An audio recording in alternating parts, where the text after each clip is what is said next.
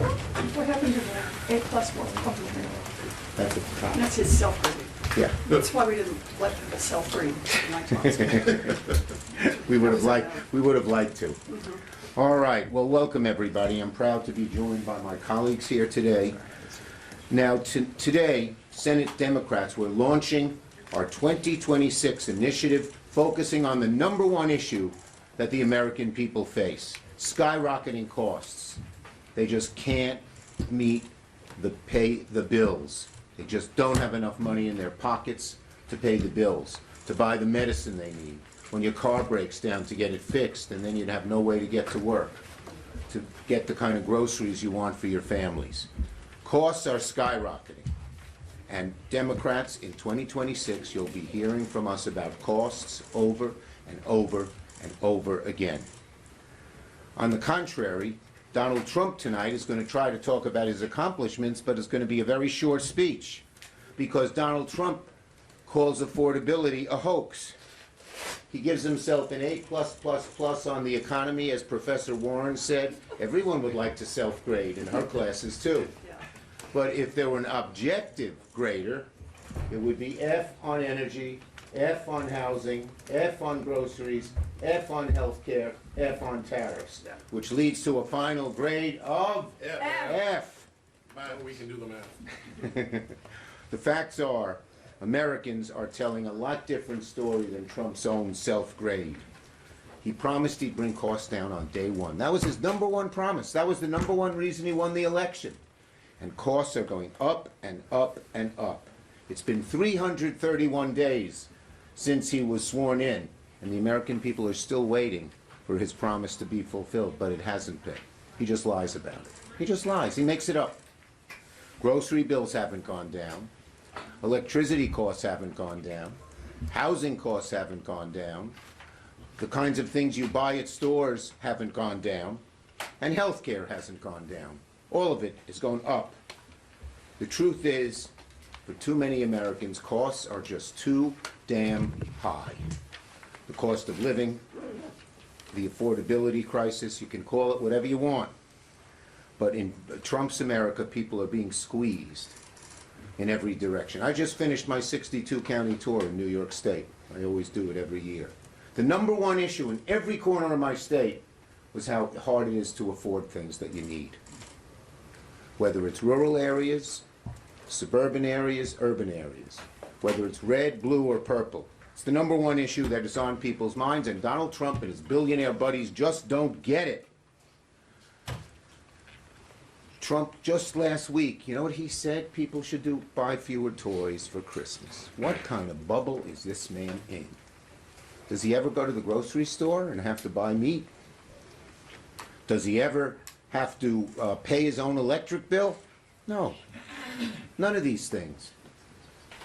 Our senators are going to focus on key issues now. Today begins it, but all year long. And we've been doing this all along, but now in 2026, it is our main focus. Senator Klobuchar has been doing a great job as our DSPC chair, working with me on these issues. Senator Warren will focus on housing costs. Senator Cantwell and Lujan on food and household costs. Senator Heinrich and Whitehouse on energy costs. Senator Wyden and Sanders on health costs. Senators Markey and Warnock on tariffs. We're focusing on the 5 major areas that is making life so much harder for American families. Healthcare, energy, housing, groceries, and tariffs. So on all of these issues, I could go into the specifics, but I'm going to let my colleagues do that. And just say, we believe that the cost of living shouldn't be a constant crisis. It should be something that the American people can live with and contain. And while we don't know what 2026 will bring, I can promise you this: Democrats will fight making costs our highest priority. I've been in great touch with Hakeem Jeffries and our House Democratic team, and they are on the same page. And we're all going to be focused like a laser on this. Republicans are ignoring the affordability crisis. Democrats are fighting to make things more affordable. Senator Klobuchar. Thank you. Thank you, Senator Schumer. And we know what is dominating people's discussions at home in the holidays. They're horrified what's going on around the world, yes. They can't stand this chaos. But the thing that is affecting them day in and day out are those bills. Are they going to be able to afford to have their mom in the nursing home? Are they going to be able to have to choose between paying for groceries or filling their prescriptions? That's what's happening right now in this country, and more than 70% of Americans, 70%, this is a poll out today, an NPR poll, say the cost of housing, groceries, healthcare, and utilities are going up. And guess what?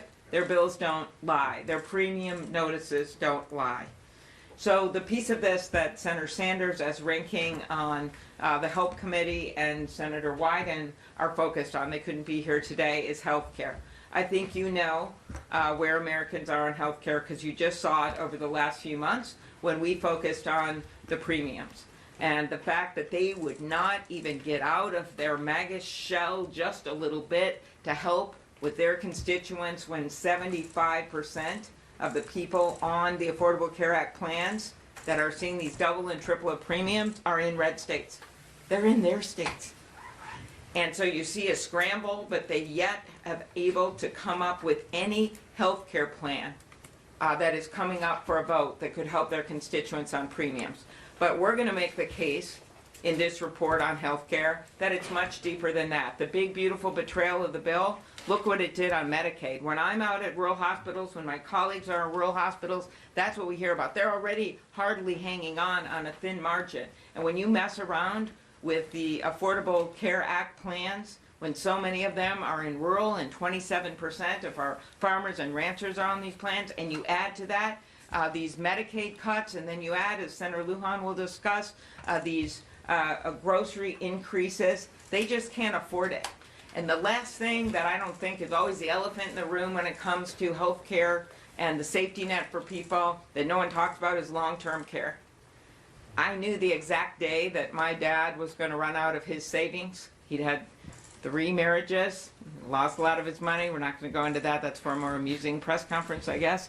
But he then had was going to turn to Medicaid. I knew what that day was. I knew when I was going to have to move him into a different nursing home that took Medicaid.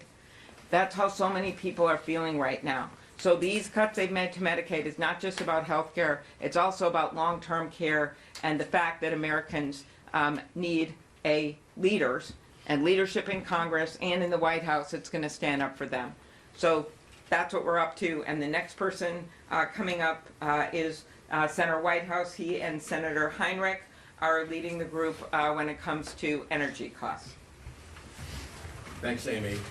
So 2 things to know about energy-related costs.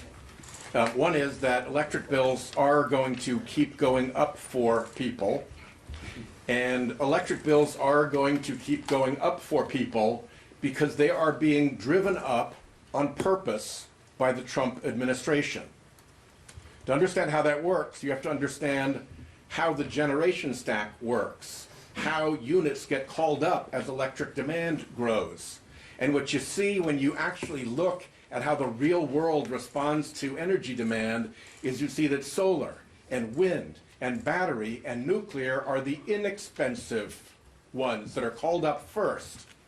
And when you pull them off the grid, when you sabotage clean energy, as Trump and his minions are trying to do, you drive that demand further and further up the grid. So a customer pays more for getting access to that power from the grid, and a big fossil fuel donor gets to run a plant that would otherwise be idle because it's too expensive to run. It's money directly from consumers to Trump's big fossil fuel donors. So this is not only a cost problem, but it is a corruption case, and we intend to make it aggressively. The other area is on homeowners insurance, which is exploding in cost around the country. In some areas, it's the biggest cost people face. In Florida, the homeowners insurance market is in full meltdown, $14,000 a year average already, and climbing dramatically. And it's that way because the Trump administration won't look at extreme weather and climate change. They can't do it because they're too tied to the fossil fuel donors who they're serving. And so the homeowners insurance problem is going to get worse, whether it's coastal storms, whether it's Midwestern hail, or whether it's Western wildfire. It is going to get worse, and it's going to cascade into mortgage markets and decreases in property values. This is a big story that we're going to tell, and we're going to hang the blame on President Trump and his corrupt fossil fuel donors, which is exactly where the blame belongs. Thank you.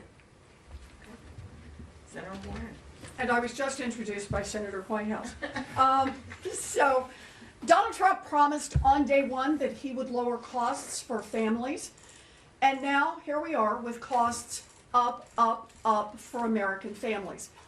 Housing is the #1 cost for families all across this country, and the #1 concern for families all across this country. Housing costs are not just up, they are way up. So, for example, the cost of rent up 4% since Donald Trump has been inaugurated. The price of new listings of homes up 22% since Donald Trump was inaugurated. And the really scary one, the number of foreclosures in this country up 20% since Donald Trump became president. Today, the average age of a first-time home buyer in America has hit 40 years old. This tells us just how hard it is for people trying to get into the housing market and how hard it is for people who are trying to sustain their housing costs. The reason that we have this housing crisis right now can be laid directly at the feet of Donald Trump and the Republicans. The tariffs that Donald Trump has put into place have increased the cost of building a new housing unit in America on average by $11,000. So our one hope, and that is to increase supply, is something that Donald Trump has directly driven the price up on. Now, Democrats have been busy on the housing front for this whole year, and we worked with our colleagues across the aisle here in the Senate and got a housing bill through unanimously. A bill that was aimed toward increasing housing supply in all parts of America, rural America, urban America, first-time home buyers, senior living, renters, purchasers. It's a good bill. It passed the Senate unanimously. And what happened? Republicans in the House put a stop to it. So there we have it. Through tariffs and through obstruction of legislation, Republicans are directly driving up the cost of housing right now in America. So we have a message.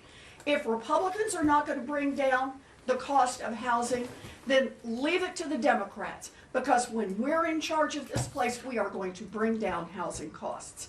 And with that, Senator Markey, my partner from Senator Massachusetts. Markey and Senator Warnock are heading up our tariff work. Thank you. So what should be a season of giving has become a season of paying for 36 million American small businesses. Paying more for healthcare, paying more for electricity, paying more for just about everything because of Trump's tariffs. And instead of making it affordable to start and run a small business, Trump is turning Main Street into Pain Street across our nation. And last week, in a move that would shame Ebenezer Scrooge, the Republicans, House and Senate, are denying 22 million Americans the tax subsidies they need to pay for their health insurance. And on January 1st of next year, those 22 million Americans are going to be faced with healthcare catastrophe. Either they're going to lose their health insurance or the price is going to double for them. Now, here's the story. For small businesses, 10 million of the 22 million people are either small business owners or work in a small business. They're Kiwanians. They're Rotarians. their local chamber of commerce members. And their workers are just the regular people in town working at those small businesses. They are going to be pummeled because of that healthcare cost increase. 10 million up to 22 million going to small businesses. Electricity rates are going up 13%. That pummels small businesses in our country. They don't have the same flexibility big businesses have to pay that bill, and electricity costs, as Senator Whitehouse said, are going to skyrocket even more next year. So for those small businesses, they are confronted with tariffs that are punishing them intensely. Business is down for small businesses in our country during this Christmas season. The tariffs on their goods for food, for clothing, for toys, even for Christmas trees, skyrocketing and affecting their profitability. So Trump refuses to do anything about those tariffs. If you're a big business, you can go in and give them a gift, and maybe they'll take care of your company. But small businesses can't do that. They don't have an extra million, to be able to donate to the new Trump ballroom, to be able to pay for a party down in Mar-a-Lago. So they are suffering, and they're right on the front lines of this healthcare, electricity, and tariff regime that is punishing those Main Street firms all across our country. It's Robin Hood in reverse. They are taking from the small companies in order to give tax breaks to the CEOs of the biggest companies in our country. And ultimately, it's not a wonderful life on Main Street this year for small businesses. They are absolutely suffering, and it's been my great honor to partner on this issue with the great senator from the state of Georgia, Raphael Warnock. Thank you so much. My colleague, Senator Markey, describes it right. What we're witnessing is Robin Hood in reverse. They are literally taking money from the bottom and giving it to the folks at the top. Socialism for the rich. Donald Trump promised the families across our country and the families of Georgia, where he won and where I won, that he was going to lower their costs. And he's done the exact opposite. Everywhere I go across the state, from cities to rural communities, from my hometown of Savannah to Atlanta, to small towns in between, the story is the same. In blue districts in Georgia and red districts in Georgia, their dollar is not going far enough. And it's getting worse. And this is a result of tariffs. But I think every time we say tariffs, we ought to be really clear about what a tariff is. It's a tax. And so let's be clear. They have given a historic tax cut to the wealthiest of the wealthy, and they are taxing all the rest of us. And families are feeling the pinch. He promised them that he'd drive their costs down. Instead, he's taken an extra $1,200 out of the pockets of Georgia families this year alone. And next year is estimated to be $1,700. That's real money for ordinary people who cannot contribute to a White House ballroom. These reckless tariff taxes are especially difficult on young families. Some of the young people in my church who are married or who are planning on getting married, who are having children, they are seeing that the cost of everything from cribs to strollers to baby monitors, all of it is spiked. Donald Trump has made it difficult to start and grow a family in America. Almost half of all families say that they're buying less gifts this holiday season because of the increase in prices. I was at a small business a few weeks ago, and it's a chocolate manufacturer. Our own living Willy Wonka. It was fun to be there. But I have to tell you, those folks are small business are really struggling, because not only is the price of sugar going up for them, not only has the price of cocoa beans gone up for them, the very paper that they wrap the chocolate in has gone up. And as a result of that, they have had to raise prices on their customers, and they've had difficulty making long-term investments. They would like to have a tariff waiver. But this small business, these owners don't know anybody in the administration to call. They don't have anybody that they can bribe in order to get a tariff waiver. And so Donald Trump said that he'd give himself an A plus. And then he thought about it. He said on second thought it's actually A plus plus plus plus. So the question that we have to ask ourselves is, who was he talking about? If this economy is the best that Donald Trump can provide, the question is good for whom? Certainly not the people that I talk to in rural Georgia. And so it's clear that he could do something about this. Let me be really clear. The Congress could fix this. Tariffs are in the wheelhouse of Congress.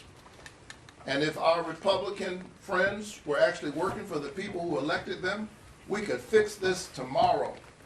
But Donald Trump is working for his billionaire friends, and Washington Republicans are working for him. Democrats are working for you. All right, excellent. And next up, the number one issue that Americans are focused on when it comes to cost is groceries and household items. Ben Ray heads up the very important Ag Subcommittee on this, and then he's pairing up with Maria, who's the Ring Can Commerce. Ben Ray. Thank you, Amy. Look, you all go to the grocery store, you know how much more you're paying. There's a lot of coffee drinkers in here because I see some of you in the morning. It's not just the coffee that's more expensive, it's the cup. Every input that goes into that coffee is more and more expensive. Some of you might enjoy bananas in the morning if you're fortunate to get some. Cost of bananas through the roof. And look, you're trying to get ground beef or maybe even a cut of steak or something, a roast, to try to feed the family yourselves. Up, up, up, up. There's just no question. And as Raphael said, look at families that have little ones. Strollers, diapers, baby monitors. Everything is going up. Plain and simple, President Trump lied to the American people. He fooled them. He said to them, when they were in need, I'm going to lower your costs. And he kept lying and lying and lying and lying. Let's see what happens tonight. President Trump's going to go try to just make up some more facts and say, no, no, no, it's just your imagination. That beef's not 23 or 33% more expensive. It's just your imagination. There's less money in your checking account. No, no, no, that's just your imagination. It's one lie after another. Everything is getting more expensive. It's Donald Trump's tariffs, taxes that are just reaching, where President Trump reaches into the pockets of the American people and is taking $1 after another. One lie after another. Enough is enough. On top of all of that, many of you have reported about the negative impact to small farmers and ranchers. I don't know that I've read many stories about the costs to grocery stores. If you all examine what's happening with independent grocery stores across America, I think 12% on average of the money that goes into those grocery stores comes from SNAP beneficiaries. In a lot of rural grocery stores in different small towns across America, it's about 80%. So what happens now that they took almost $200 billion in SNAP? That's not gone away, y'all. That still is real. And that's going to start hitting people this year. What happens to those rural grocery stores? On top of those rural health clinics that Senator Klobuchar reminded us of, one closing after another. This president said he was going to be good for rural America. The only thing good he's going to be good for is putting more people out of work and making food get more expensive and healthcare getting more expensive. I'm not even going to talk about the scar on the back of my head. We did that a couple weeks ago. Just sit back and reflect on the bullshit coming from this president, where he's misleading the American people and he lies to them one after another, one word after another. He says something on this side and distracts you with his hand, but the other one goes right in the hand of the American people into their pockets, and he steals $1 after another. That's what's happening. Thank you. We'll take some questions to any of us on this subject.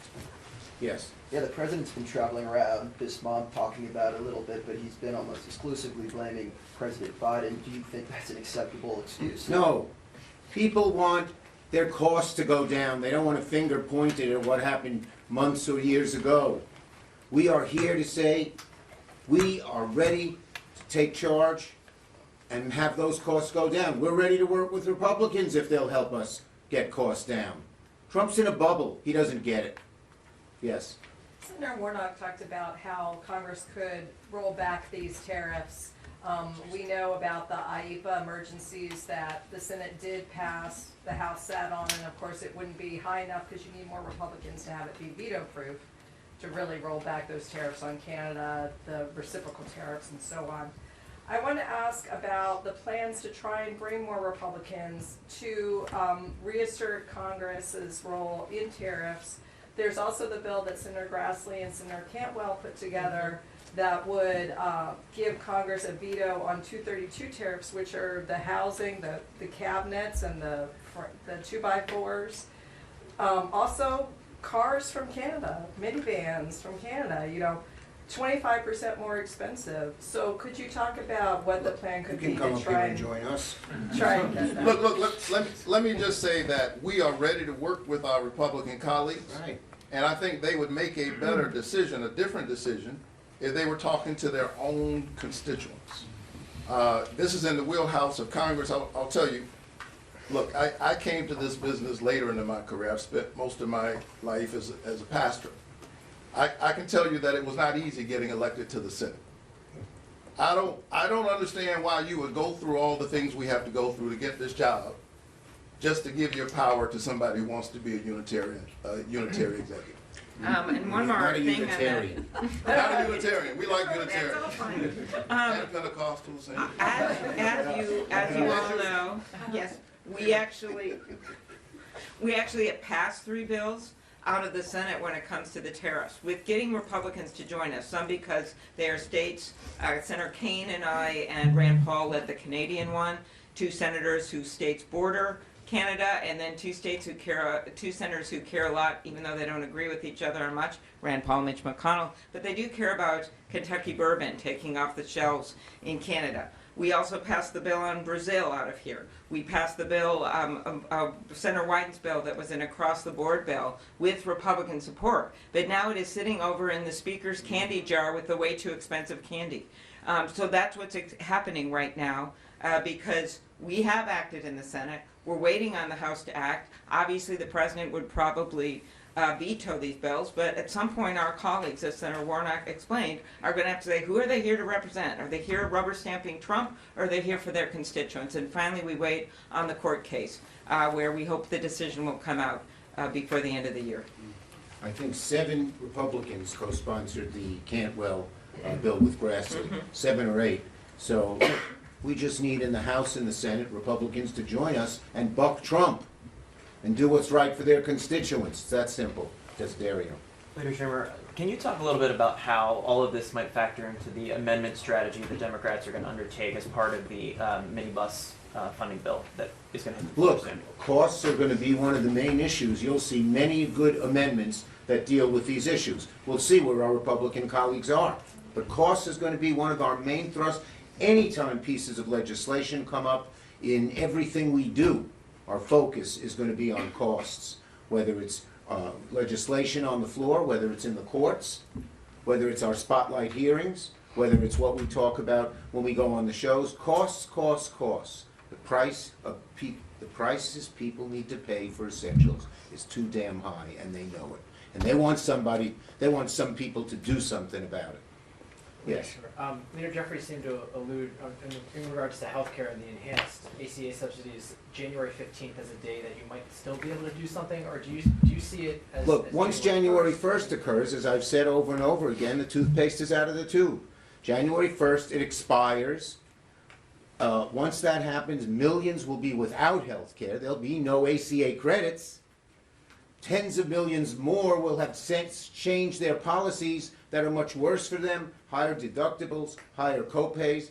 A lot of people are going to have to change their doctors. You know how heartbreaking it is?